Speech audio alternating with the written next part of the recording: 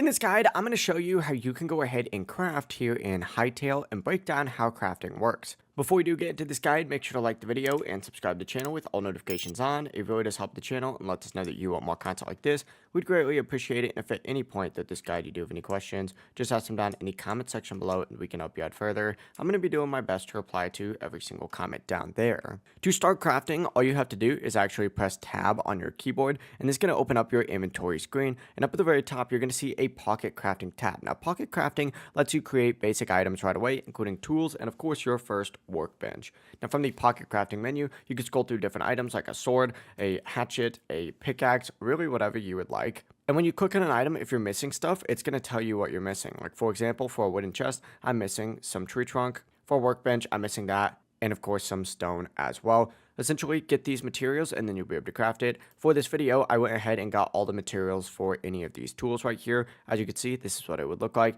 You would essentially just hit craft, and then of course you would see that instantly appear in your inventory, where then of course you could go ahead and start getting yourself more stuff later on as well. If you go ahead and craft something like a workbench, for example, which of course I still need some tree trunk for, you'd essentially just place it down just like so, and then you could open up that workbench, and then of course you'll have even more crafting options from there. As you progress, you'll get a builder's workbench, a farmer's workbench, a tanning rack, a furniture workbench, and of course you will get all of these through different tabs in the workbench and pocket tools. It really is as simple as that. Crafting is pretty easy in this game. It's very similar to other survival games. If you did have any questions, just ask them down in the comment section below and we can help you out further. I'm going to be doing my best to reply to every single comment down there. Before you do leave this guide, make sure to like the video and subscribe to the channel with all notifications on. It really does help us out and lets us know that you want more content like this. We'd greatly appreciate it. Have a great rest of your day though. Peace.